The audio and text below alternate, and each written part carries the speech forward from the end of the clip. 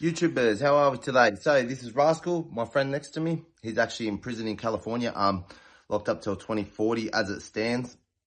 Can get time taken off. He's trying to prove now that he's left the gangs behind.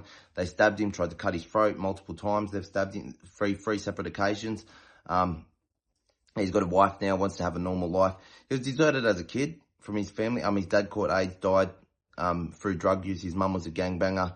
Left him with it, gave him up, just pretty much gave him up to the state. The only people that cared about him were criminals, you know, and he comes from that area, very poor, the worst area in pretty much the, where is it? Fullerton in California.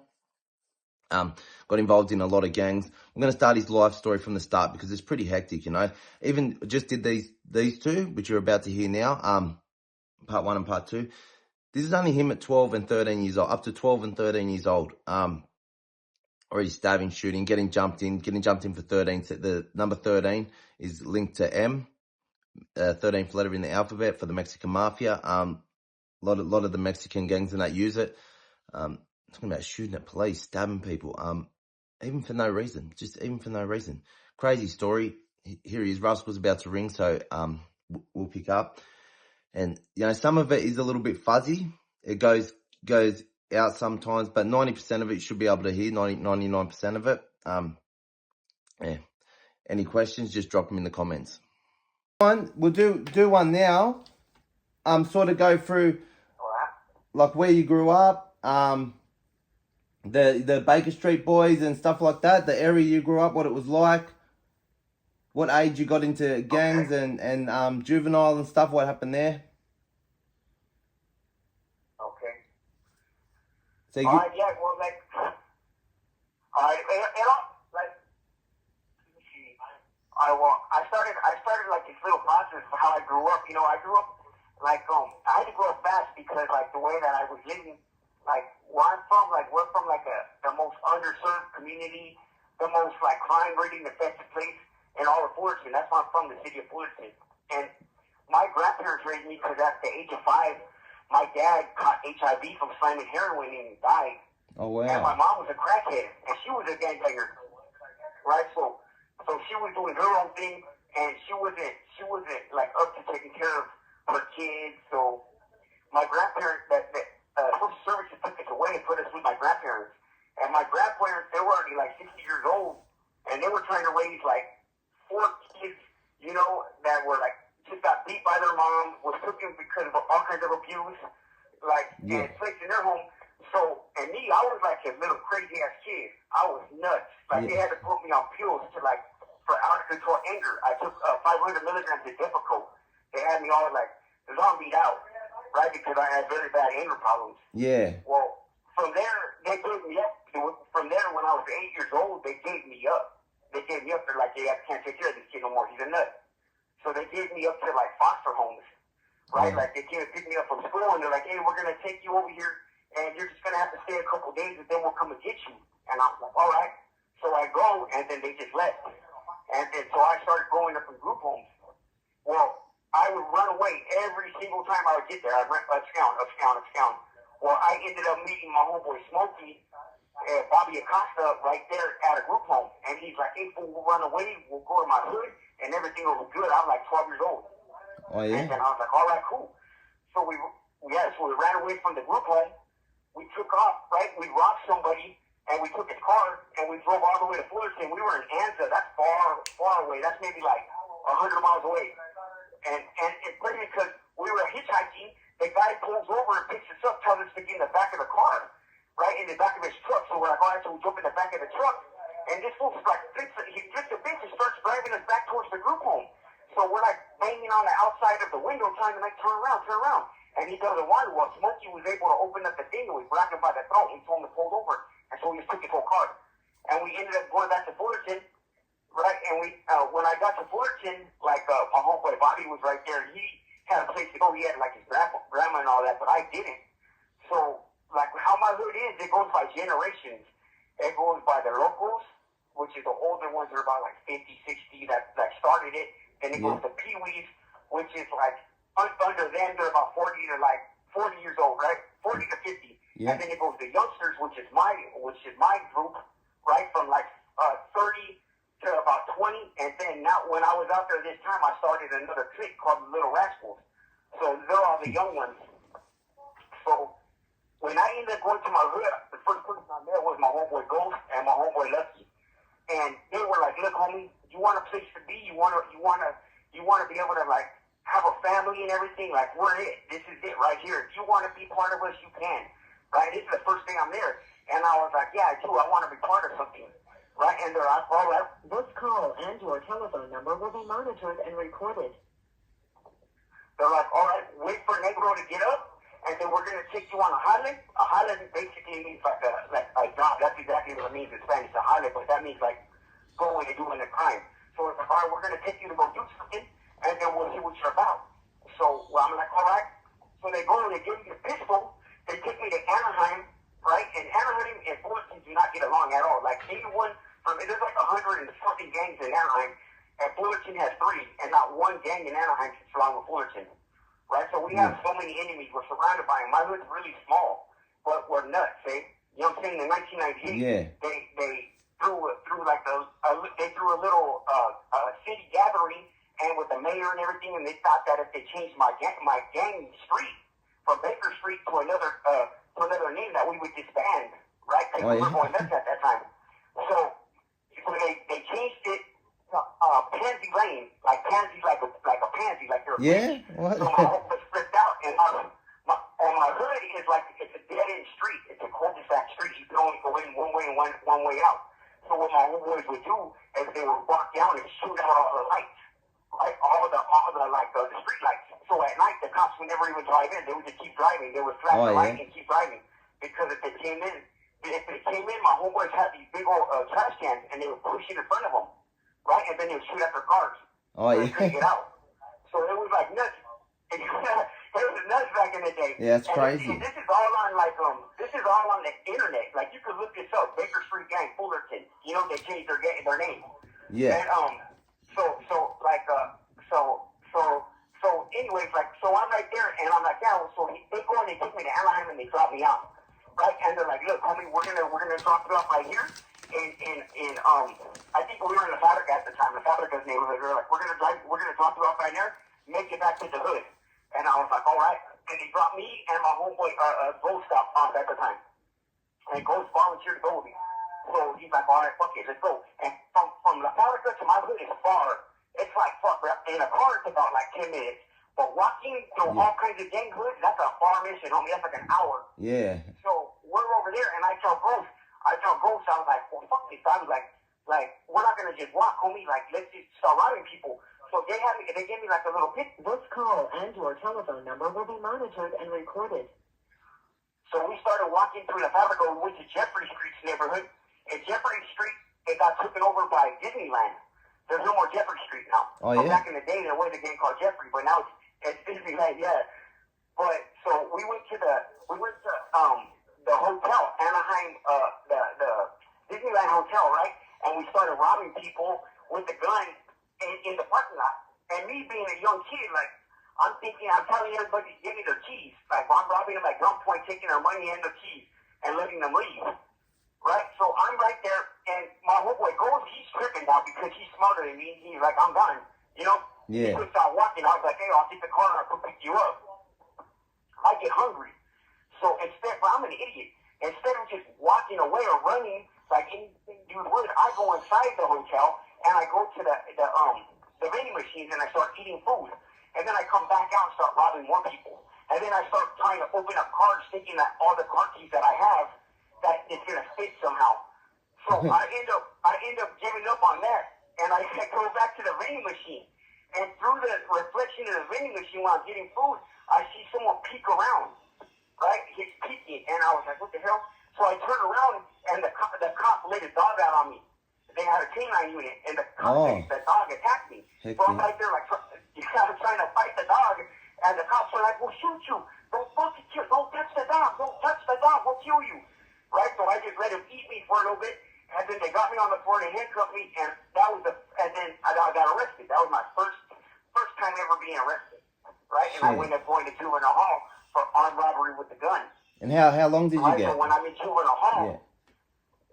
when I'm in juvenile hall, like now I'm banging the hood. I'm not from it yet. I've never been jumped in, but I'm still claiming it. So whenever I would see somebody from my enemy's hood, I hit them up like, hey, homie, where you from?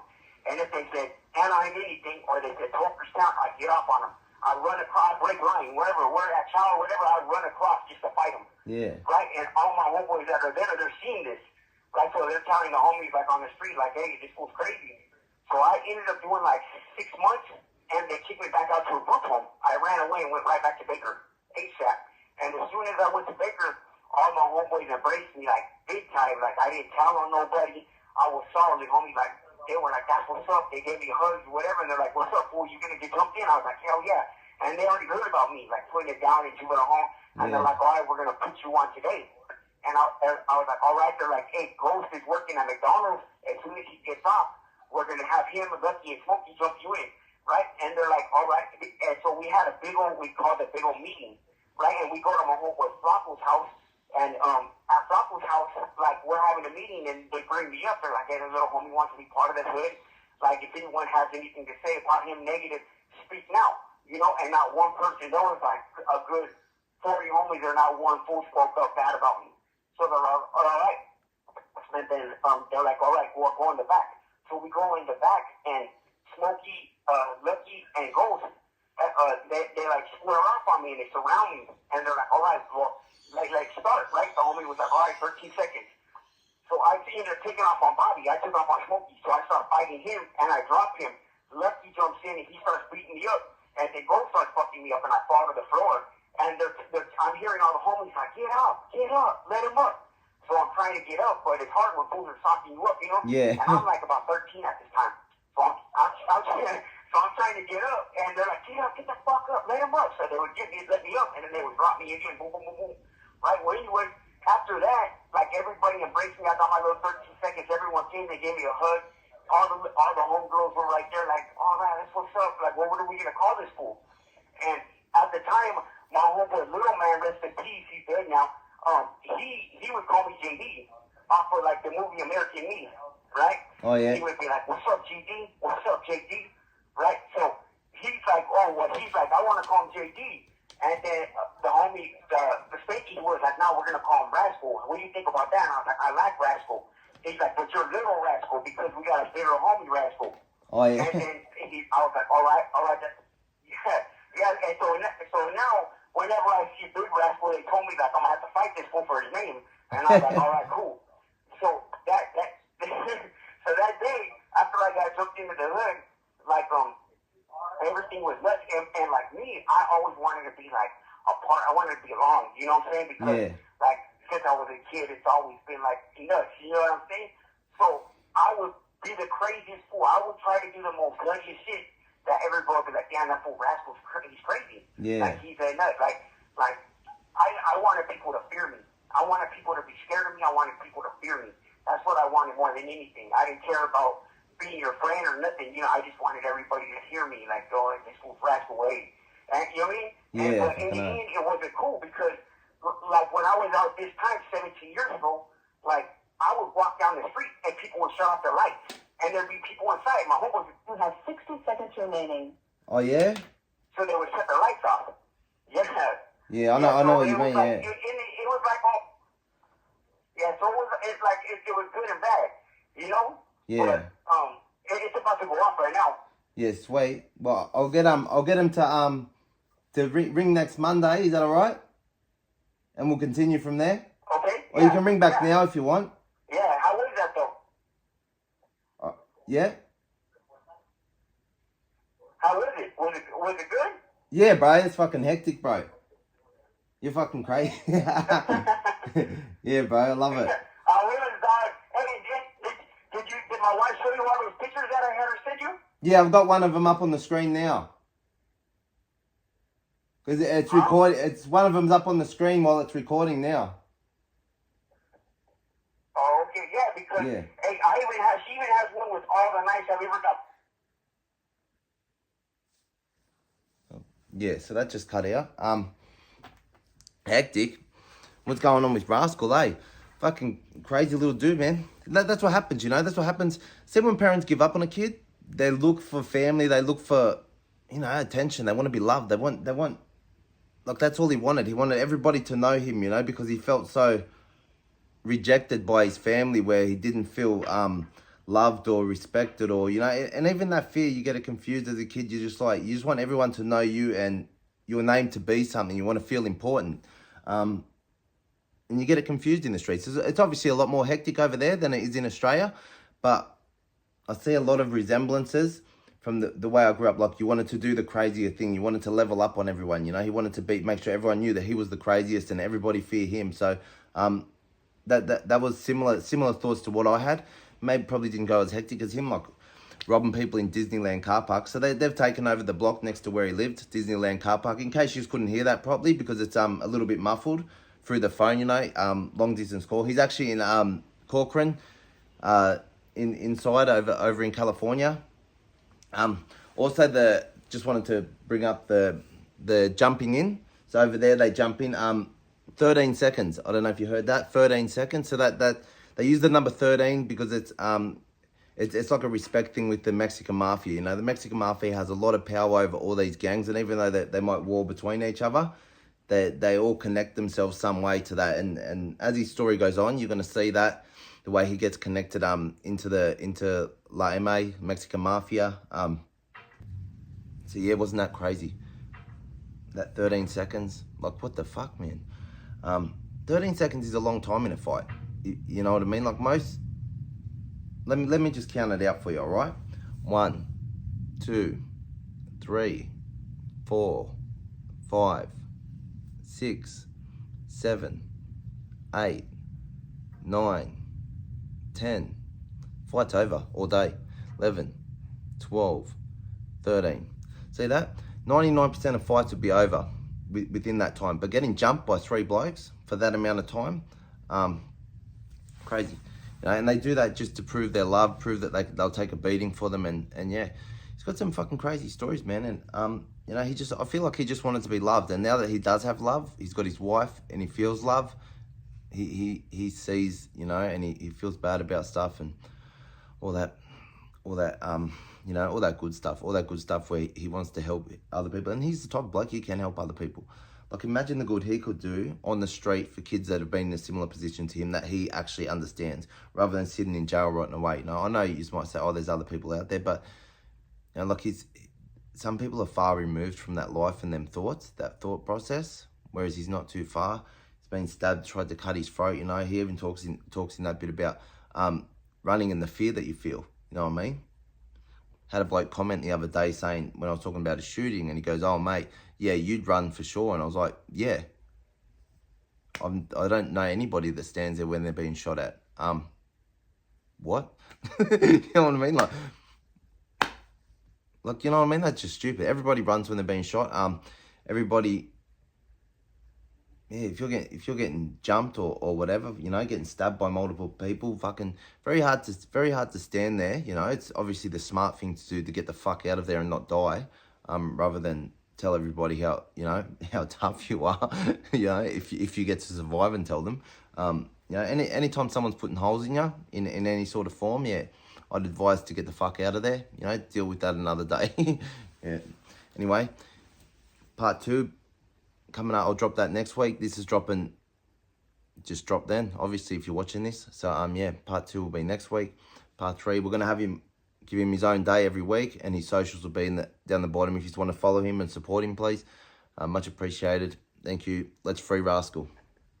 You can go now.